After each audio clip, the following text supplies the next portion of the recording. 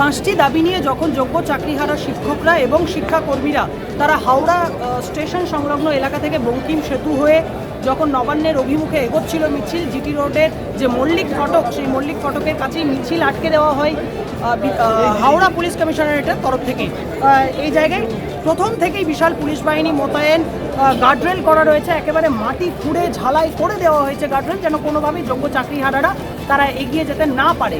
এবং সেই সঙ্গে তারা যোগ্য চাকরিহারাদের তরফ থেকে বা শিক্ষাকর্মীদের তরফ থেকে চাকরিহারা শিক্ষাকর্মীদের প্রত্যেকের তরফ থেকে বলা হয়েছিল তারা কোনো রকম ভায়োলেশন করবেন না, তারা শান্তিপূর্ণ আন্দোলন করবেন।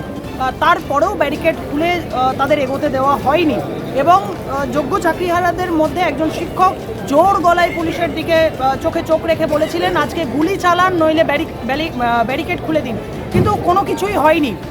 এই মুহূর্তে ছবিটা দেখাবো, বৃষ্টি হয়েছে, 18 জনের একটি প্রতিনিধি দল গিয়েছে নবান্নে মুখ্য সচিবের সঙ্গে বৈঠকের জন্য এবং তাদের যে দাবি দাওয়া ছিল সেই দাবি দাওয়া তুলে ধরার জন্য, কিন্তু শিবপুর পুলিশ লাইনে তাদেরকে নিয়ে যাওয়া হয়েছে, সেখানেই বৈঠক হয়েছে। একটু ছবিটা তুলে ধরবো।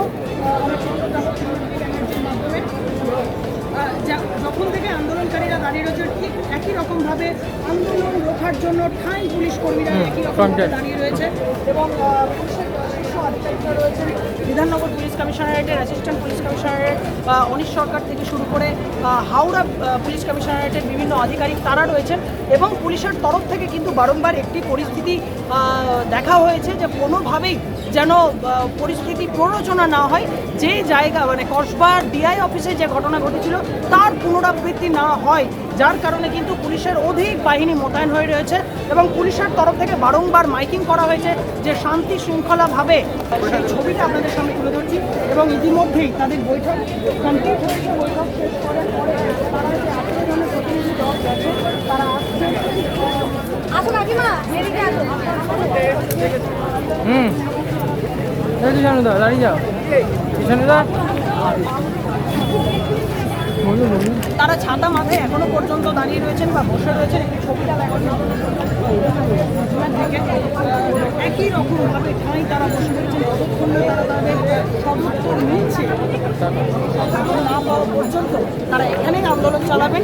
এবং সব মিলিয়ে যে 18 জনের প্রতিনিধি দল গেছেন, শিক্ষাকর্মী, প্রতিবন্ধী শিক্ষক, আদিবাসী শিক্ষক, প্রত্যেক মিলিয়ে সমস্ত দল মিলিয়ে যে 18 জনের প্রতিনিধি দল গেছেন, তারা এসে কি বলেন, যারা বাকি আন্দোলনকারীরা বসে রয়েছেন তাদের লক্ষ্য করে কি বলেন, আন্দোলন এখানেই থেমে যাবে নাকি আমরা যেমন দেখেছিলাম বিধানসভা, বিকাশ ভবন এবং এসএসসি ভবনের রাতভর অনশন করেছিলেন, তারা রাতভর বিক্ষোভ দেখিয়েছিলেন, আমরণ অনশন করেছেন, সেই ছবিটা এখানেও হতে পারে।